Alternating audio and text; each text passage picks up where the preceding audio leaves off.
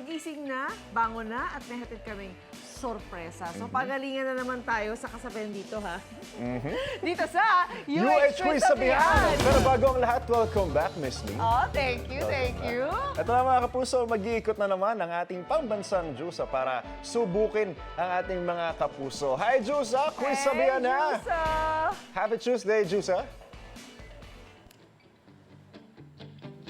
Good morning mga kapuso! Ngayon po nasa kahabaan tayo ng Anonas dito sa may Quezon City dahil maghahanap na naman tayo ng mga kakasa sa ating UH Quiz Sabihan! At syempre ngayong morning meron akong kasabihan na i-share sa inyo. When there's a wheel, there's a bus because the wheels on the bus go round and round. Good morning! At ngayon naman po hahanap tayo ng kakasa sa ating kasabihan for today. Kaya naman maghanap na tayo ng mga masisipag sumagot. Syempre, same pa rin to sa ating mga mechanics noong nakaraan na kapag nasagot nila ang ating UH quiz sabihan, 1,000 pesos. At syempre may kasamang UH payong dahil mainit, maulan ngayon. Kaya dapat meron tayong UH payong at 500 naman kapag hindi nila nasagot. Kaya naman dito tayo kay Kuya. Alam niyo, pangarap ko talaga dati kapag sumasakay ako ng jeep, dapat passenger princess ako. Hello po, good morning Kuya! Ano pong pangalan natin, sir? Johnson Barredo po. Sir Johnson, sasamahan kita dito, Sir Johnson.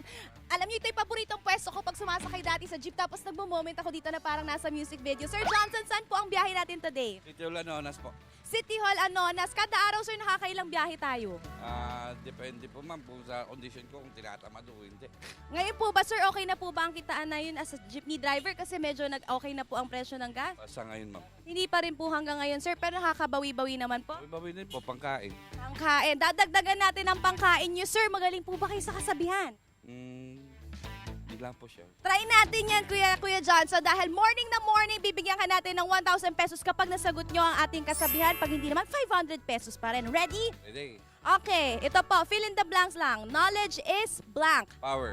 Knowledge is power is correct! Grabe, magaling pala si Kuya Johnson sa kasabihan. Kaya naman meron kang 1,000 pesos at syempre may kasama po yung UH Payong! Maraming salamat, Kuya Johnson. At syempre, para i-share natin sa ating mga kapuso, no, ang kasabihan po na knowledge is power, meaning po, ang taong may alam, hindi po madaling madaya o maloko ng ibang tao. So, importante na alam natin at syempre matalas ang ating kaalaman. Kaya naman, mga kapuso, kung gusto rin po natin patalasin ang ating pong kaalaman sa araw-araw, tutok lang kayo dito sa inyong pambansang morning show kung saan laging una ka, unang hirit! Bye! Alis na kami ni Kuya Johnson!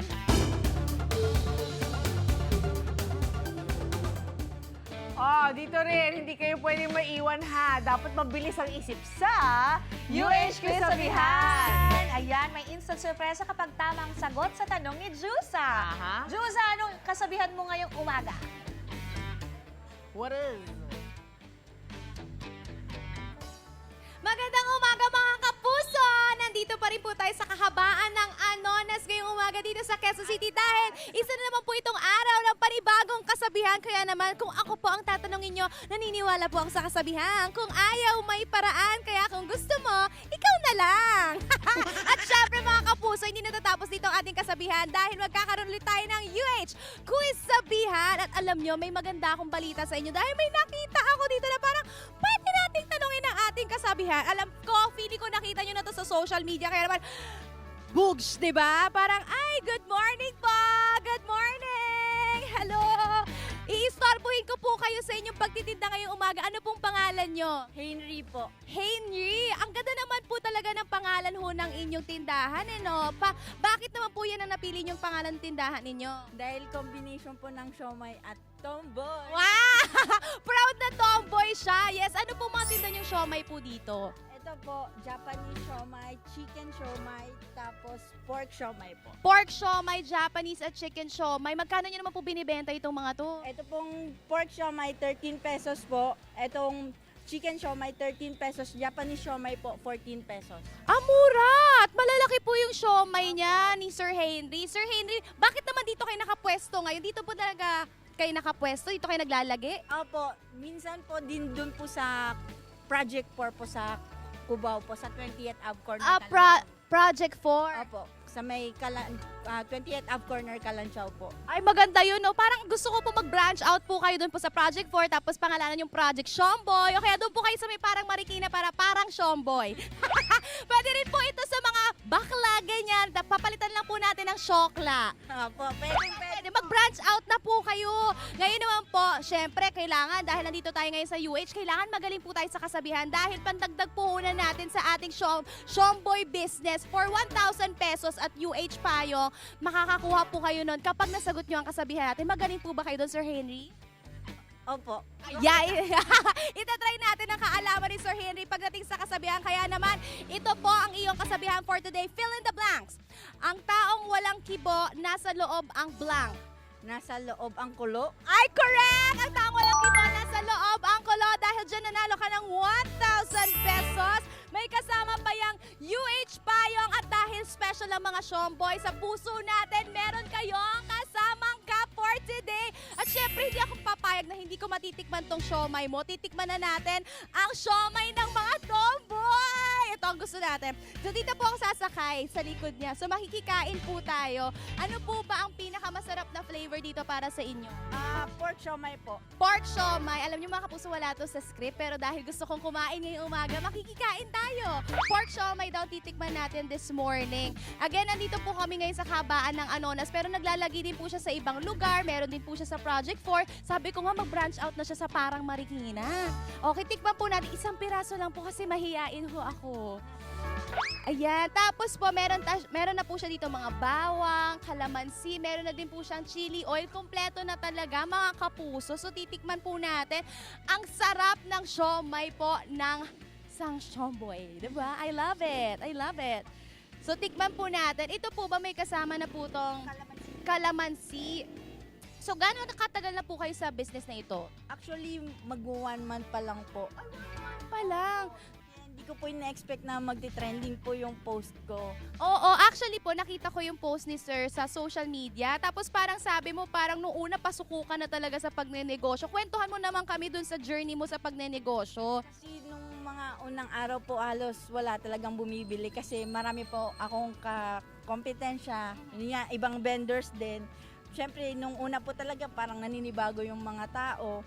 Pero nung simula po nung inano ko po siya sa threads, yun po di ko po ina-expect na magti-trending po siya. Simula po ba nung nag-trending kayo, medyo nagbago ho ang takbo ng negosyo po ninyo? Opo, medyo madami pong pumupunta na sinasabi nila, nakita daw po nila ako sa trends, pati po yung sa FB post po.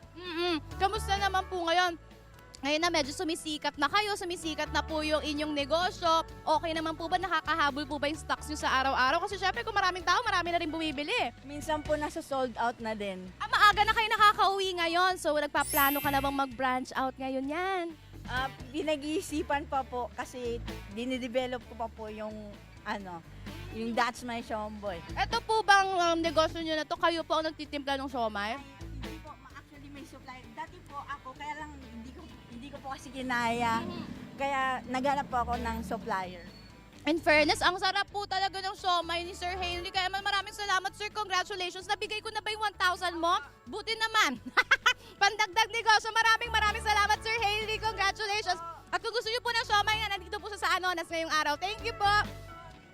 Ang sarap! Thank you! Salamat! Ang sarap ng siomay. Ngayon naman hahanap pa tayo ng iba. Ito wala lang siomay to. Pero syempre mamimigay pa rin tayo ng 1,000 pesos kasama ng ating UH Payong. Sino kaya ang pwede natin? Ay, ito habang naghihintay ng... Hello po! Good morning! Good morning. Good morning. Para po kayong balikbayan sa outfit niyo today. Pauwi pa akong Laguna ngayon eh. Bakit saan ho kayo galing? May nasikaso lang na papeles dito. Ay, ang tara. Ano pong pangalan ninyo? Ako po si Paul. Paul, pauwi ka ng Laguna. Taga saan ka sa Laguna? Sa Pagsanhan po. Nag-aaral ka pa ba? Opo, first year college pa lang po. Anong kurso mo? BS Math po. BS Math. Ay, magaling siya sa math. Kaya naman tatanungin kita ng kasabihan. Okay, magaling ka ba sa kasabihan, Paul? Sakto lang po. Sakto lang. Okay, testing natin yan. Ito, Paul, fill in the blanks lang to. Kapag nasagot mo, 1,000 pesos para sa'yo at UH Payong. Ang pagsisisi ay laging nasa blank. Ang pagsisisi ay laging nasa huli. Nasa huli is correct! At ayan, meron na kayong napanalunang UH Payong. Sakto yan, pauwi ka ngayon ng Pagsanhan at 1,000 pesos. Congratulations sa iyo, Paul! At syempre, para sa kaalaman ng ating mga kapuso, ang meaning po noon, mahalaga po na pag-isipan natin ang kada desisyon na ginagawa po natin sa ating buhay dahil hindi na po natin maibabalik ang pagkakataon. O, diba? Every day you learn something new. Kaya naman, dagdagan pa natin ang kaalaman nyo. Thank you, Paul. Ingat ka sa paglalakbay. Okay, sundan natin yan. Sino pa kaya ang pwede natin? Ay, ito. Good morning. Good morning. Hello po. Good morning. Ang ganda nyo, para kayong artista. Good morning. Ano pong pangalan nyo? Spones. Ma'am Nes, saan naman po kayo ngayong umaga? Cavite po. Cavite ka naman. Saan po kayo sa Cavite? Sa 13 po. Ay, apakalayo. Bakit naman po kayo pupunta ng 13 ngayong umaga? Uwi po ng bahay kasi galing po ako sa school, nag-aaral po ng acupuncture. Ah, talaga po. Acupuncture. So ito po ba may mga karakarayo? Oh, yes po. Sa Mga needles ba? TCM. TCM. Bakit po yan ang napili nyong pag-aralan? Kasi ano ma'am, nagkaroon ako ng interest sa TCM nung pandemic pa po yun eh. Since may pagka-health conscious din po ako. So, nag-aaral ako ng TCM. So health conscious daw siya. So mahilig po kayo sa mga karakarayo. Pwede po yung gamitin sa manika, ma'am? Pwede naman po. Pag nagpa-practice pa lang ma'am. Pwede. Start pa lang po ako mag-aral ma'am. Ano, lalagyan po ba ninyo ng pangalan yung manika kapag tinutusok nyo na? Depende. Pag may kaaway siguro. Delikado makaaway si Ma'am Nes. Utang mo. Ayan, sa mga walang pambayad ng utang, ito pwede na to, Ma'am Nes. May utang ka ba ngayon? Wala. Abuti naman. Ay, sila daw. Magbayad kayo kay Ma'am Nes. Tutusukin kayo ng karayo. Okay, Ma'am Nes, ito po, kasabihan tayo for today. Kailangan nyo lang pong kompletuhin ng kasabihan. Ready na po ba kayo?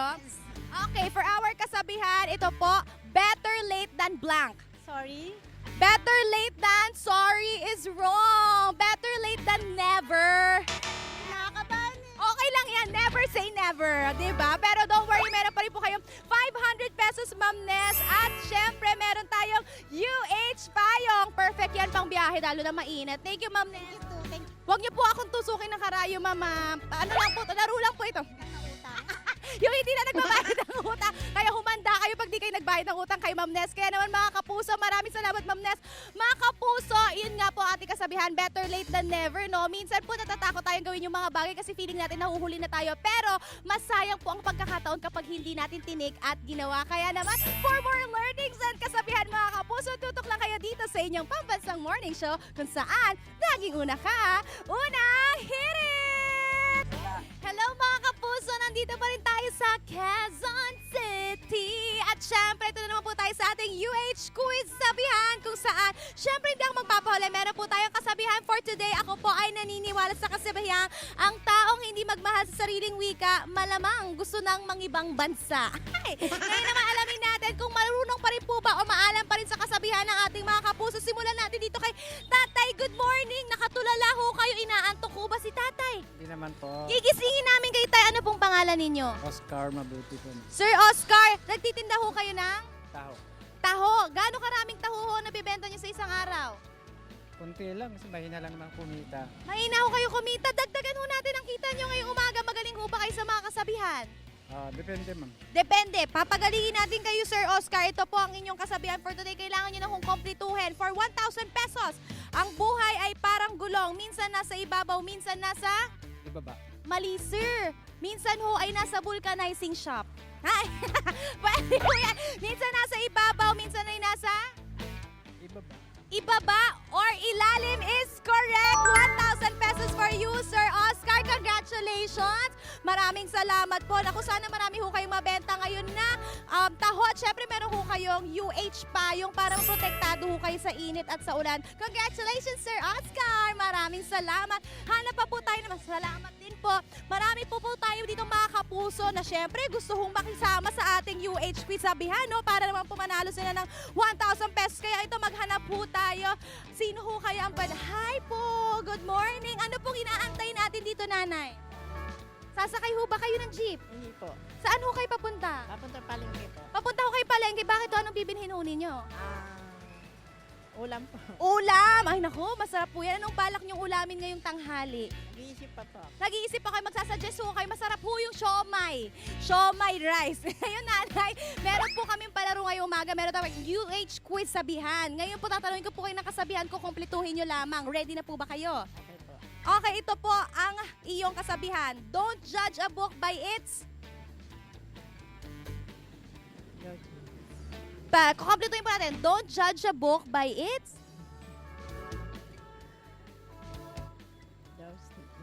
Ang tamang sagot po ay don't judge a book by its cover. Ang tamang sagot po ay cover. So 500 pesos pa rin po, mami. At syempre, meron pa rin po kayo UH Payong. At syempre, mga kapuso, thank you po, mami. Sana makabili kayo ng masarap na ulam ngayong tanghali. At syempre, mga kapuso, no, kung gusto niyo pa po ng mas marami pang kasabihan at mas marami pang kaalaman, tutok lang kayo dito sa inyo morning show kung saan laging una ka, unang hirit! Wait! Wait, wait, wait! Wait lang! Huwag mo muna i-close. Mag-subscribe ka na muna sa GMA Public Affairs YouTube channel para lagi kang una sa mga latest kwento at balita. I-follow mo na rin ang official social media pages ng Unang Hirit. Thank you. O sige na.